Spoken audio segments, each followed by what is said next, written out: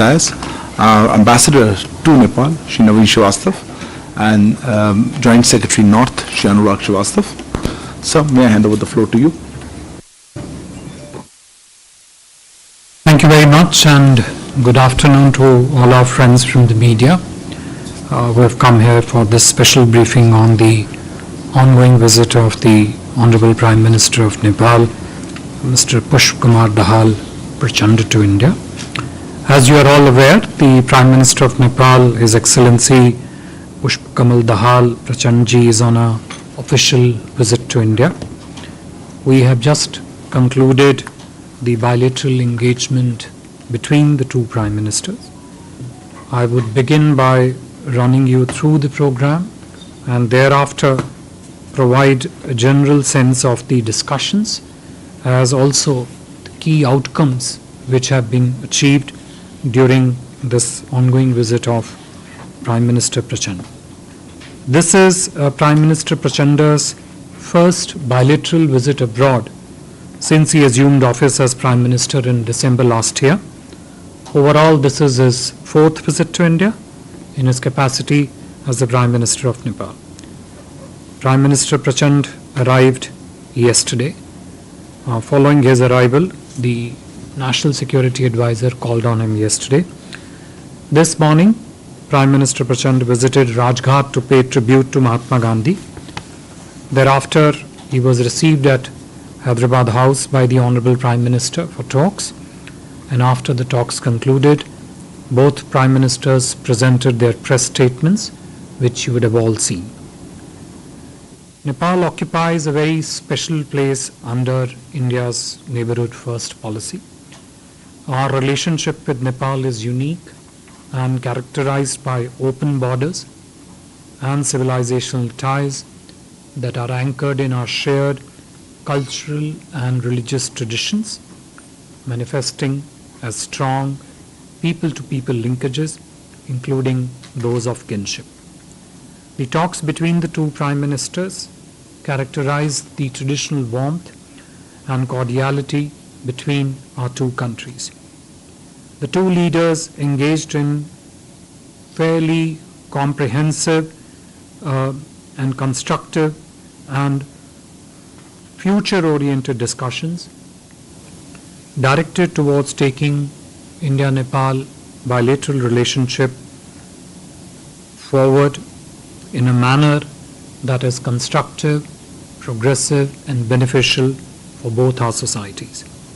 The discussions and outcomes cover the entire spectrum of bilateral cooperation, including political, economic, trade, energy, connectivity, infrastructure cooperation, and also development partnership. I would briefly share with you key outcomes during the two Prime Ministers' discussion, which were also announced just ahead of the press remarks. Let me start with the power sector, which has been one of the key signature successes of India-Nepal partnership in recent years. As you would recall, India and Nepal had issued a joint vision statement on power sector cooperation in April last year when former Prime Minister Shri Sher Bahadur Deubaji was visiting India.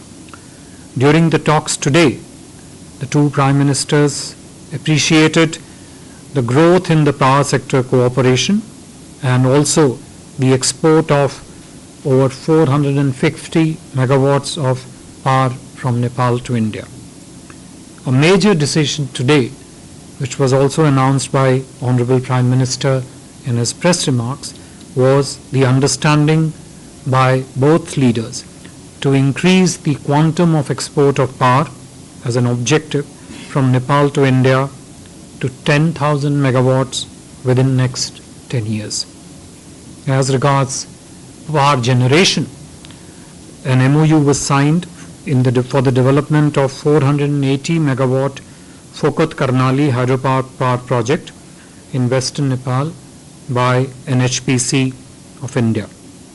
Further, the signing of the project development agreement for the 679 megawatt Lower Arun project by India's Satluj Jal Vidyut Nigam was also welcomed by the two Prime Ministers. Besides power generation and power trade, which I just mentioned, there were also achievements in the field of power transmissions, where the two Prime Ministers participated in the groundbreaking of the 400 kV Gorakhpur-Butwal transmission line. This is the second high-capacity interconnection between two countries. India has also decided to fund 3 major transmission corridors in Nepal under the line of credit support of about $680 million. These are Bheri Corridor, Nijgad-Inarva Corridor, and Gandak-Nepalganj Corridor. As you would have all noticed in the press report some time ago, India has also agreed to permit the first trilateral power transaction from Nepal to Bangladesh via India for up to 40 megawatt of power. During the meeting, the two Prime Ministers also expressed their commitment to achieve tangible and time-bound progress on Pancheshwar multipurpose project. Both sides also concluded, besides this long list of agreements and specific cooperation in the field of hydropower, the both Prime Minister also saw key agreements concluded in the field of cross-border movement of goods, people and finance. Today, India and Nepal signed the revised Treaty of Transit, which would be among the things provide Nepal access to inland waterways of India for the first time. This is effectively once in a generation kind of agreement which would contribute very significantly to the development of trade and investment linkages between India and Nepal. The two Prime Ministers also inaugurated the twin integrated checkposts in Rupedia in India and Nepalganj in Nepal. Both Prime Ministers also conducted the groundbreaking ceremony of the twin ICPs in Sunauli in India and Bhairava in Nepal. An MOU for the construction of another integrated checkpost in Dodara Chandni in the far western Nepal under Indian grant assistance was also concluded. India has also decided to fund and build 2 additional bridges across the Mahakali River at Sirsa and Jhulaghat in Nepal, connecting to Champavat and Pithoragarh districts in India. In the railway sector, both the Prime Minister presided over the inaugural run of the cross-border freight rail operations between Batnaha in India and Nepal Custom Yard in Nepal on the Jogbani-Biratnagar rail link, which was constructed with the Indian grant assistance. This was accompanied by handing over to the Government of Nepal the Kurtha-Bijalpura rail section of the Jayanagar-Kurtha passenger rail link, of which operations were flagged off by the Prime Ministers of India and Nepal last year. India is additionally providing one-time grant for maintenance of the railway infrastructure for Jayanagar-Kurtha rail section. The final location survey of Raxaul-Kathmandu rail link was also handed over to the Nepalese side. It was also agreed that India will provide training and capacity building to Nepal rail officials in the Indian Railway Institutes. The conclusion of the agreement between NPCI International Limited and NCHL of Nepal links our digital payment systems and is yet another significant step in creating seamless financial connectivity between India and Nepal.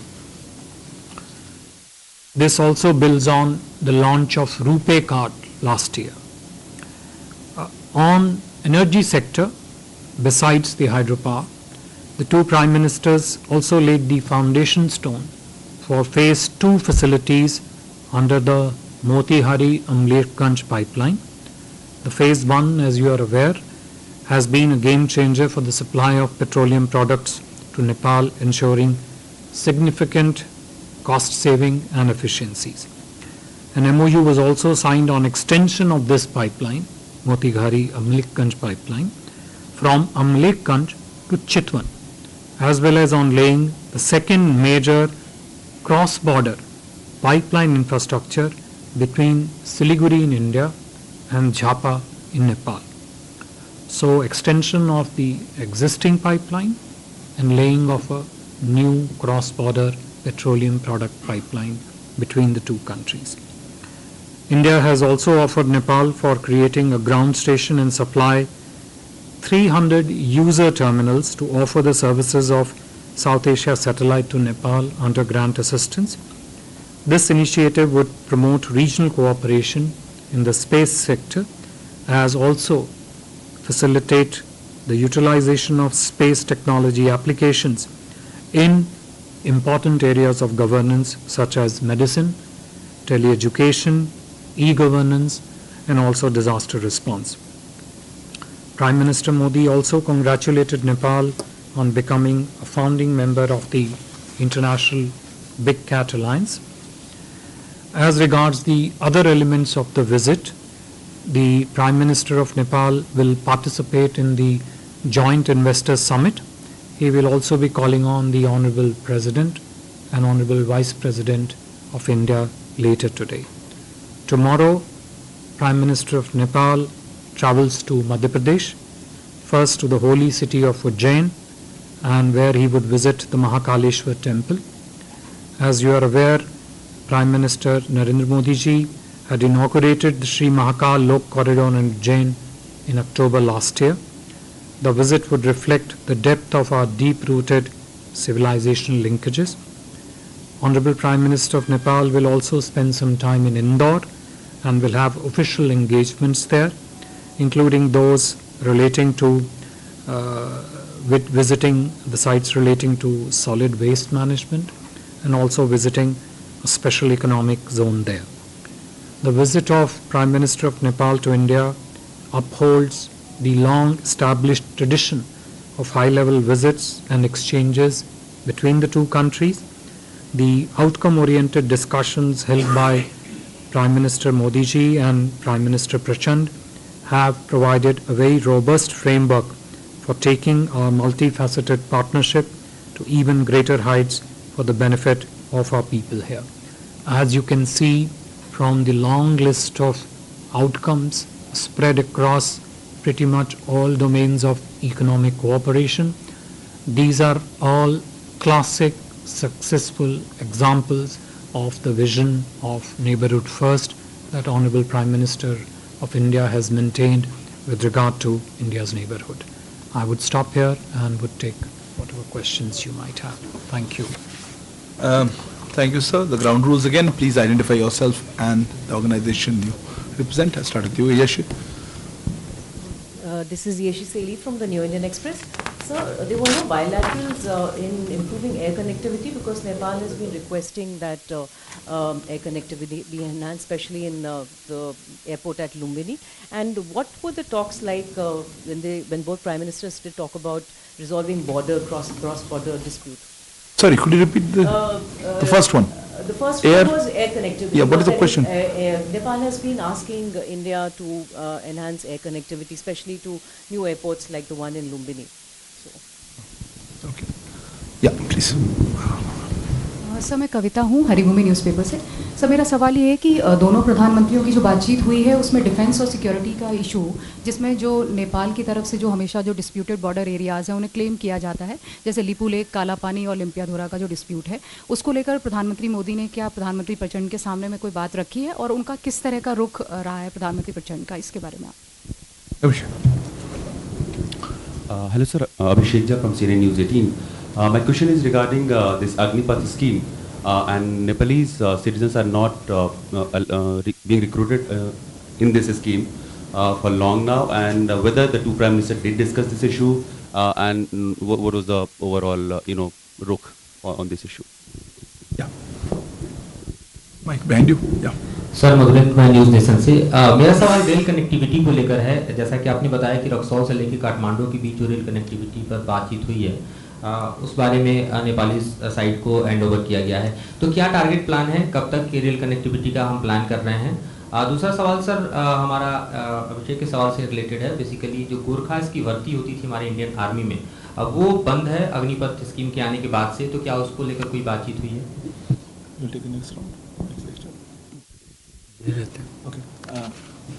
Yeah, why aren't you sitting? Okay, anyway. तो आप देख रहे थे press conference